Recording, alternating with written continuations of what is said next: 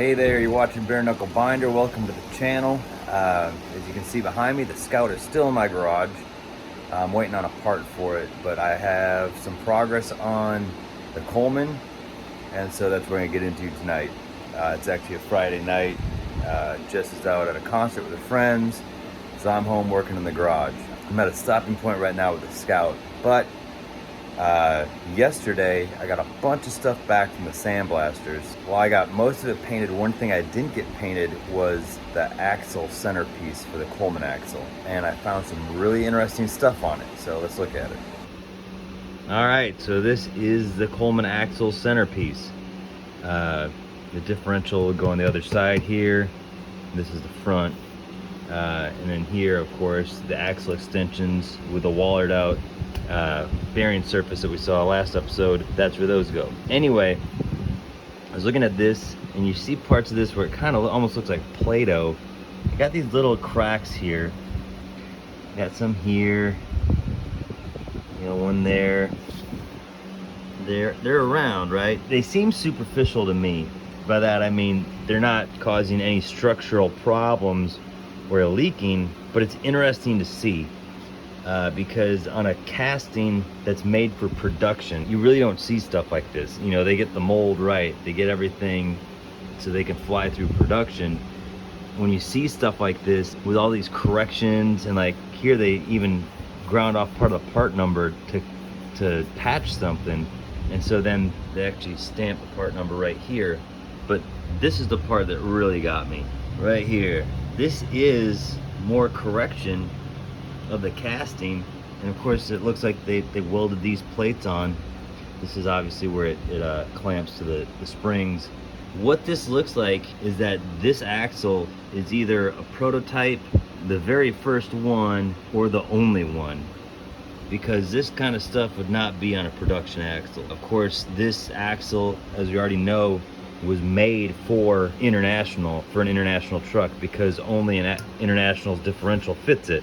It's pretty wild. I mean, this is a pretty good indication that we're dealing with really truly one of one, and if it's not the only one, it's most likely the first one. That's all cool. So I'm going to take that over to Isaac at Icy Weld and have him take a look at it, see what he thinks of it. If we need to patch him, we will, but or actually I should say he will, because he's the master. I just want to learn. I do have something in the garage that's pretty cool to see, so let's do that now. So look at this thing. This is a BG241. This is the motor that was in my truck when I was a kid. I learned to drive with this motor, actually. She's a little dirty. She's a little rough right now. I mean, but it's been a good motor, so let's talk about it. What's going on with this thing? Well, it started out, it's stuck. Stuck motor. So, good little Friday night. Let's just unstick this thing real quick.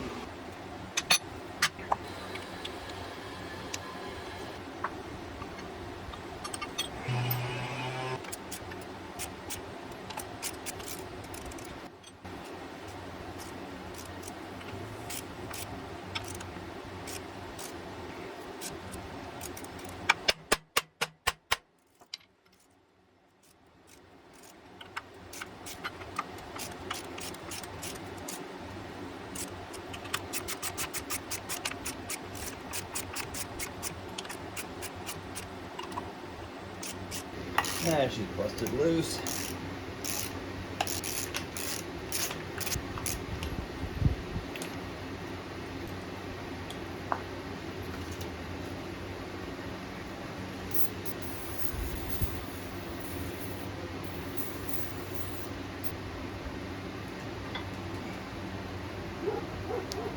Oh, now I can turn it back in. Oh yeah. That's all it took. So now the motor's loose. Step one, get the motor unstuck. Check. The next thing about this motor, this has always been a greasy mess my whole life. It's actually cleaner now. I cleaned it a little bit here, but I think it's time to go through and clean this thing.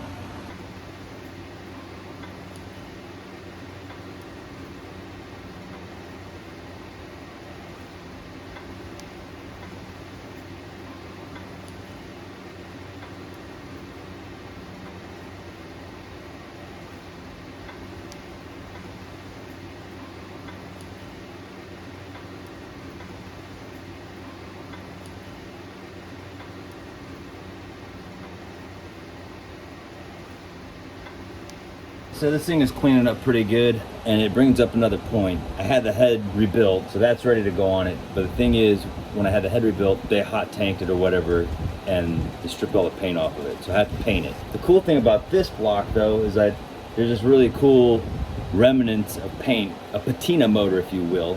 This is a BG240, and the BG stood for blue gray or blue green, depending on who you ask. It's a hard paint to match. So I got the closest I could, which was the Alpine green that they use in the Detroit diesel motors. And it looks awesome. It's just not a perfect match to that. Actually, let me show you, because I've already painted the valve cover for it. And then I want y'all to tell me what you think I should do. So there's a valve cover sitting on top of it. Obviously, the head would go between this and the block. I'm just doing this for a color comparison. As you can see, it's not totally the same. I think they both look great. I think the patina motor, like it is cool. Obviously, I'm gonna clean up all the way. I gotta get that done as long as it's out, obviously. And plus, it'll help it run cooler, blah, blah, blah. I can find all the new leaks. The thing is, like, I don't really have a preference. So tell me what you think I should do. In the comments, everybody leave your own opinion about, should I paint the whole motor once it's clean to match that? Or should I run this and the head, the new color, slightly different shade, on top of the patina motor and kind of keep the history of the truck on the bottom? You tell me. I've got to take a break on cleaning this thing because I ran out of cleaner. The first one I was using was Totally Awesome, which is really totally awesome. And then when I ran out of that, I used some Zep, which is pretty good too. But anyway, so yeah, I have to go get some more degreaser before I continue on this task. Let's move on to some other stuff. Here's some cool stuff. Here's the brake drums, backing plate. Here's another backing plate. All right, that's the driver's side. And now, there's the aluminum piece, cast aluminum piece I was talking about on the last video. Now, hold on, I gotta turn it around. It's upside down. Let me turn on the light here in the parts washer. Look at that thing. Comparatively, that's crazy. I love it when it gets to this point in the project and you start seeing stuff come together. Oh, nice. She's cooling down out here. Here's another point of interest. It's all watered out there, so I got it zip tied in, but I'm mocking up the gauges right now. You know, everything on the dash is a starter switch and ignition. I'm about to put the light switch in there and everything. I got the dash back from the sandblaster, and so the dash has already been sent off to my buddy Curly to do paint. I'm gonna try to match the kind of gray metallic that the L series had on the dashes. So that's gonna be a few weeks. In the meantime, I'm going to wire up this dummy dash as it is, and so when I get the other dash, the keeper dash, all I gotta do is just unbolt everything and plug it into the dash that's going in the truck. Also, got a muffler for it, so that's kind of cool. It's a big boy. It's hard to find mufflers nowadays, the older trucks that are the concentric, you know, you got the centered pipe and right into the center of the muffler all the way back and everything. Usually they're offset or whatever, so it's a little more period correct for it. Oh, also I got the dome covers back from the sandblaster. Before I paint those, I gotta do some hammer and dolly work because they are beat. Here's something cool to talk about. The Coleman's front wheel cylinders had froze up bleeders on them, so I had to use the old trick of welding a nut onto them, which heats up the whole thing better than a torch would. And then you can, out of the first or second try, you'll get them to spin out. So I got them both out like that. The rear cylinders that were in the RA10 off the Coleman were pitted, And you can smooth out the pits with like a ball hone instead of just like a stone hone. But the problem with that is when the cups and pistons are all the way in, when your foot's off the brake or when the truck's just sitting still, if you have that smoothed out and it has that pitting, even though it won't tear the cups up because it's smooth, it'll still leak around them. So if you got any pitting in it at all, it's pretty much junk. You either got to sleeve it or replace it. I don't necessarily have to do either yet because I still have a set of wheel cylinders that's in the RA10 that was on the A120. That axle is the donor for the drums. The drums on the Coleman's RA10 are pretty thin. You can still use them, but I feel better with something a little more meat on it, so I'm gonna check out the A120s. And the A120 has been used more recently than the Coleman has, so it's more likely that those wheel cylinders are still good.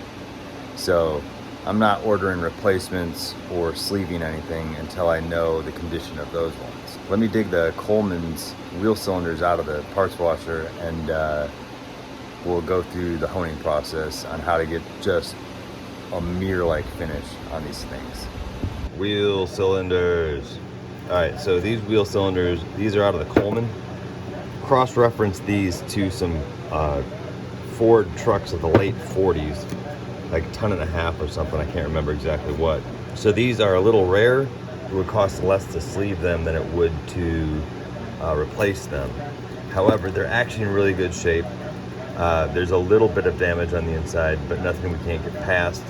This is the one from the rear that I said I thought it was too pitted to use, but now that I'm looking at it, it might not.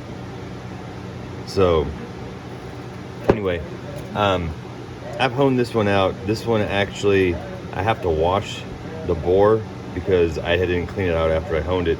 But this is, I mean, this thing is smooth as a schoolmarm's leg all the way up. This is the one I haven't honed yet. I just ran a hone through it to clean it initially when I got it apart. I put it in some evapor rust and then wired it off with a wire wheel. So I still need to hone this and put a finish hone on it. So I'll show you how I do that. All right, so you can see a little bit in here. There's this pitting. It's a little deeper than I'd like. The other one cleaned up a little better. And so my hone has some pretty worn out stones. So I just ran and I grabbed another one. I just have to remove some more material on this thing, and I think I'll get it down to right where I want it. Lube her up a little bit.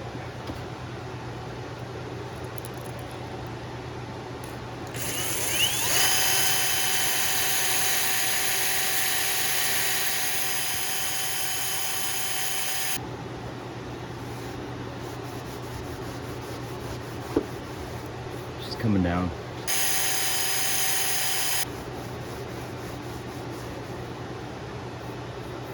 I've honed this thing enough. I mean, this thing is pretty warm to the touch, but I've honed it enough to get the material down. And so now this pitting in here is just, it's very faint. It's not as deep as it was. And now I'm going to show you how I like my little trick to get this stuff really smooth so it doesn't tear up the cups. The way this is sitting in here, this is even with the port and the bleeder, so I'm not too worried about that. And this is more where this here is more where the piston would be than the cup, and this stuff, it's more discoloration than actual pitting. Now we're gonna really smooth this thing out. So what I like to do, I cut strips of sandpaper, really fine sandpaper. I was taught this a while back and it has helped considerably. And then on the first stone, this thing is turning clockwise, so you take one of the stones and just wrap it around it counterclockwise, and then wrap all the stones together, then wrap around like that, so you have all the stones held together by the sandpaper. Put her in there, and just let her go to town. It'll spread out and the stones will hold it up against the walls. So you're just making like a centrifugal sander, I guess is what you'd call it.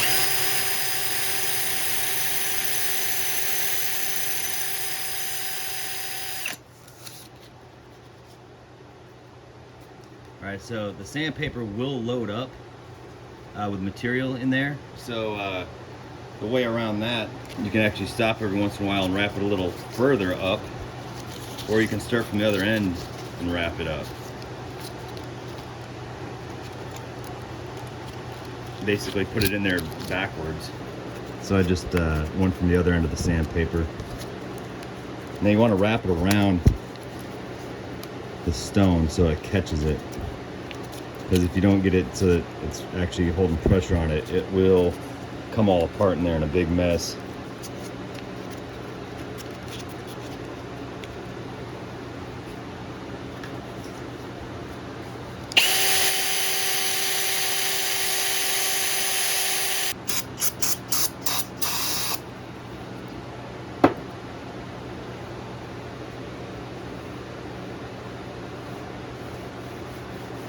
Ooh, she's getting smooth in there. Can't even feel those anymore. Anything worth doing is worth overdoing. Here's some 2000 grit. That last one was 600 grit.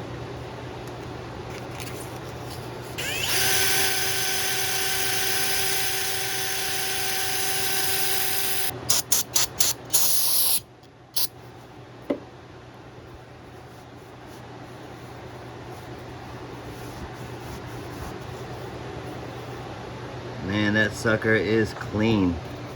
A lot of those lines you see are finger tracks and just some leftover shavings.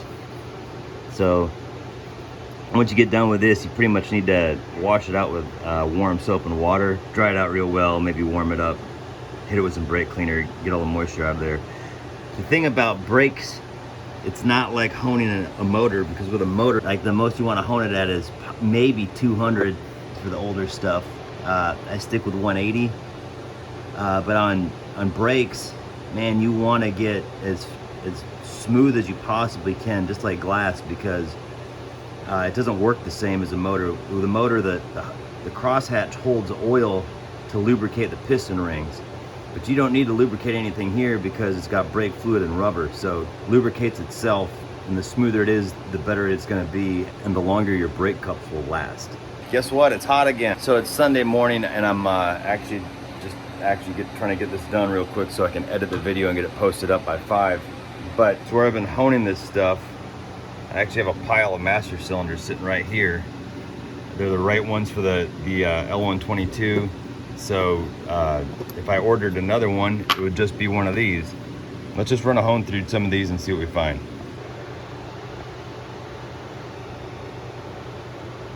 That one doesn't look too bad. I mean, I didn't run a hone in there too long. Running my finger up in there, that's just discoloration. This one could definitely be rebuilt. That one's still got the piston stuck in it. Let's pass over this one for now. That one's pretty nasty on the inside, but I was gonna put all of these in the thing of evapor rust and see what I could do. All right, so that's what the bore looks like now. All right, let's run the hone through it.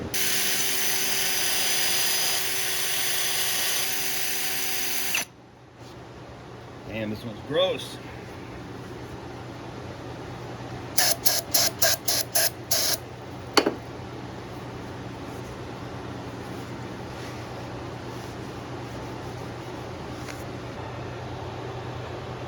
This one does not look as good as the other one, but yeah, there's some pitting in there that, yeah, I'm gonna pass on this one. Yeah, this is that other one. Yeah, that's just discoloration. I can't even feel any of that pitting. So before next week, I will run the sandpaper trick on this, hone it out some more, really clean it up, run it through the evapor rust, and really get this thing back in action, and so we should have brakes. Okay, one last thing, just because I've got to get this video done. You know, I was talking about everybody leave your comments about whether I should paint the entire motor or leave the motor kind of patinaed with a painted head. Between Friday night and now, it's Sunday morning, I got the primer I was waiting for the head. So I've got the head painted. So I've got the head sitting on the whole motor right now, so you can see what it looks like. So that's what it looks like right now. I've got the oil filter and all that stuff removed. I'll paint that all up.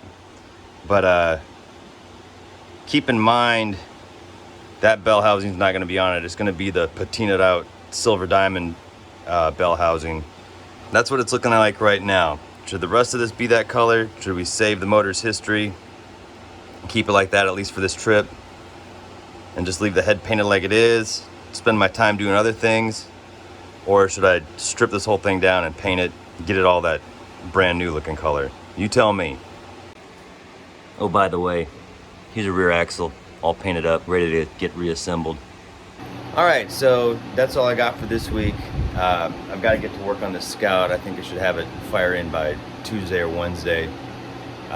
It's just basically reassembling it after a ring job. And once the Scout's out, I'll have a ton of room for the Coleman, at least comparatively to what I have now. I think in one of the next couple episodes, Jess and I are going to start sharing the route that we're planning on taking across, you know, California, Nevada, Utah, Colorado.